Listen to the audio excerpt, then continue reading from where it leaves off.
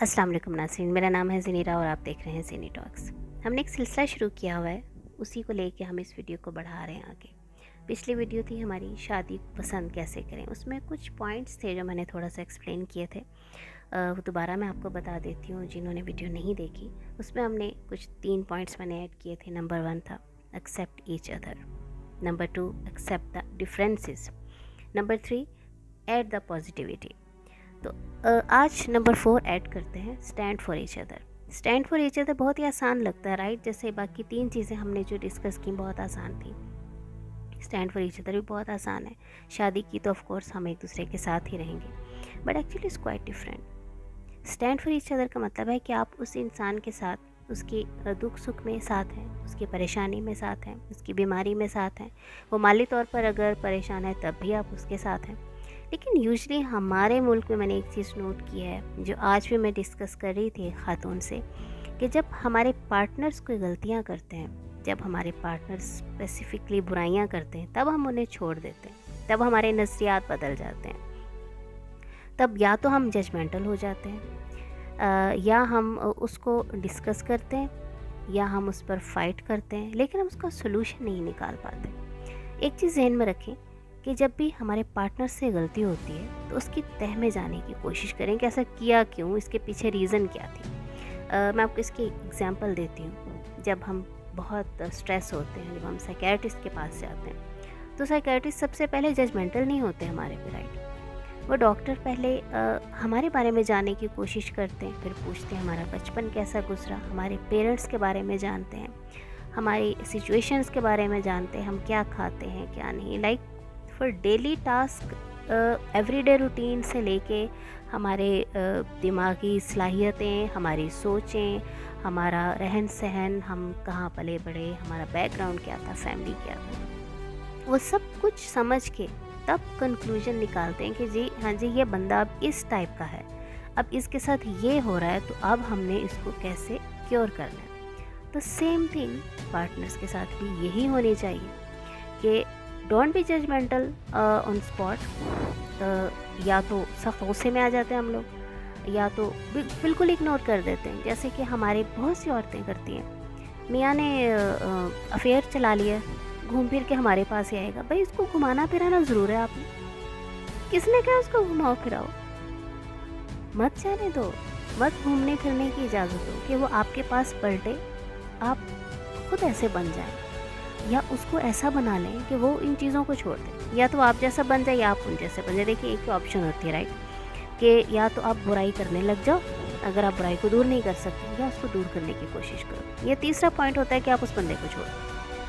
अगर आपने उसको छोड़ना नहीं है तो सबसे बेस्ट हल यही है कि आप उसकी बुराई को दूर करने की कोशिश करो।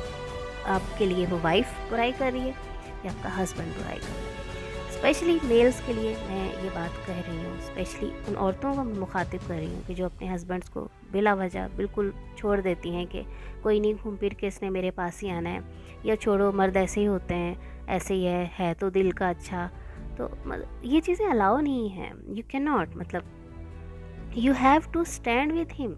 आप अगर वाइफ हो, अगर आप उससे मोहब्बत करती हो, अगर आपने कबूल है का वादा किया था, तो इसका मतलब यही है कि आपने उसकी गलतियों की भी इस्लाह करनी है। अगर आप जैसे बाकी चीज़ों में उसका साथ दे रही हैं, उसके माली हालात परेशान है तब भी आप साथ दे रही हैं, बीमार है वो तब भी आप साथ दे रही हैं, आप हर सिचुएशन में उसके साथ हैं, तो आप उसको गुनाह की इजाज़त कैसे दे सकती हैं?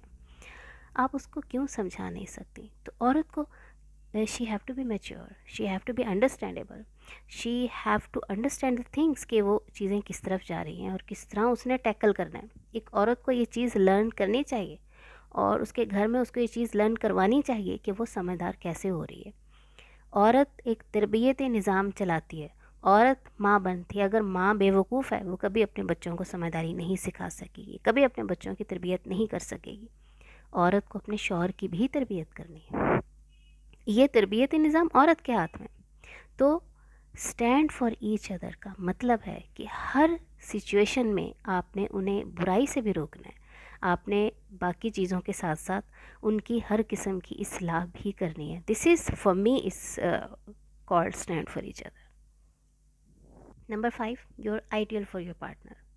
Yes exactly your ideal for your partner. जैसे बच्चा बचपन में जब पैदा होता है तो उसको माँ से ज़्यादा आइडियल कोई नहीं दिखता। खिलाती पिलाती, मोहब्बत करती, दूध पिलाती, खुराक, भूख, मोहब्बत, कॉन्फिडेंस, तरबियत, मतलब एक ऑल इन वन चीज़ होती है जो बच्चे को, उससे बढ़ के कोई आइडियल नहीं दिखता। और वक्त के साथ साथ वो आइडियलिज्म जो है डेवलप होता रहता है। और बच्चों के लिए पेरेंट्स सबसे ज़्यादा आइडियल होते हैं और वो रियल में होते हैं। If they are good parents of course, वो पूरी ज़िंदगी एक आइडियलिज्म चलता है।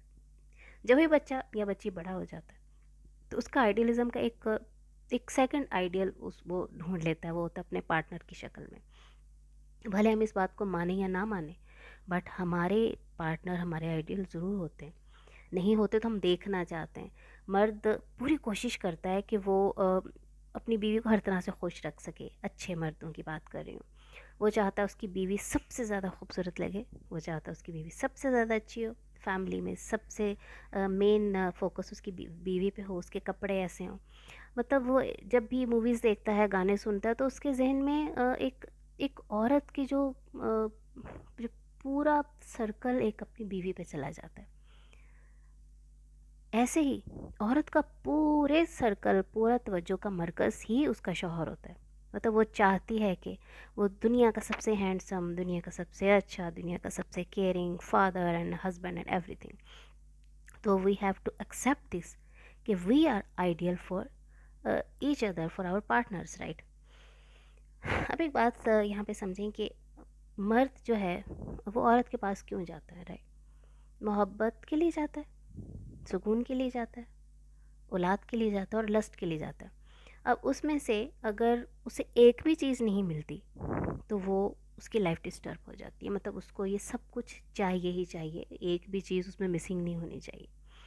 जब ज़रा सी एक चीज़ मिसिंग होने लगती है तब वो दूसरी औरत के पास चला जाता है। उसका सोचें ट्रांसफ़र तो हो जाती हैं, जाना भी शुरू कर देते हैं एक टाइम पे आके। आइदर शी इज़ प्रॉस्टिट्यूट और आइदर शी इज़ गर्लफ्रेंड, कोई भी दूसरी औरत की मैं बात कर रही हूँ। तो वो जाता है इसलिए कि वो जो आइडियलिज़म के अंदर जो 1% वाली चीज़ थी जो उसे चाहिए थी वो उधर मिसिंग हो रही है। This is what I was trying to say कि परफेक्टनेस, आइडियलिज़म ये इस रिश्ते में है।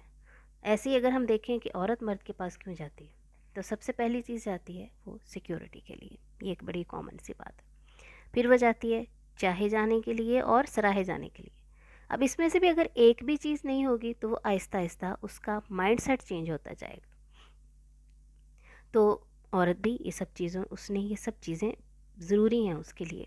अगर आप उसको चाहते और सराहते नहीं हो तो वो चाहत एक दिन ख़त्म हो जाएगी, यकीन करें बहुत ही कम हो जाएगी। चलिए मैं आपको इसकी एग्जांपल देती हूँ।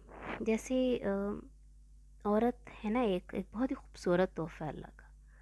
एक ऐसा तोहफ़ा है जिसे सराहे जाना ही चाहिए। अल्लाह ने एक बना ही ऐसा तोहफ़ा दिया है जो वाकई इसके सराहे जाने के बगैर उसका वजूद ही नहीं है। जैसे सपोज़ मैं किसी के पास गई और मैं एक बुके लेके गई, बहुत खूबसूरत, इसमें बहुत खूबसूरत फ्रेश फ्लावर्स हैं, बड़ा खूबसूरत डेकोरेट किया हुआ बुके। मैंने उस बंदे को पकड़ाया, उस इंसान को, और वो पर्सन अगर बुके पकड़ के इंस्टेंटली बहुत खुशी महसूस करता है, करती है, उसके चेहरे पे खुशी आ जाती है, वो फूलों को सूंघता है, मुस्कुराता है देख के, और बड़ी एप्रिसिएशन के साथ उस बंदे को देखता है जिसने गिफ्ट दिया, और कहता है oh my God it's so beautiful, बहुत खूबसूरत फूल हैं, बहुत शुक्रिया। अगर वो फूलों के गुलदस्ते को पकड़ता है, थैंक यू कह के बगैर देखे एक तरफ रख देता है, फूलों की बहुत बड़ी तौहीन है ये। और वो उस देने वाले बंदे ने, यकीन करें, अगर उसके बजाय अगर एक रिंग दी होती डायमंड की, उसको रख दिया जाता तो वो दूसरी चीज़ थी। लेकिन फूल एक ऐसी चीज़ है कि जिसको जब तक सूंघा ना जाए, उसकी खूबसूरती की तारीफ़ ना की जाए, फूल भी बुरा मना जाते हैं और देने वाला भी मना जाता है।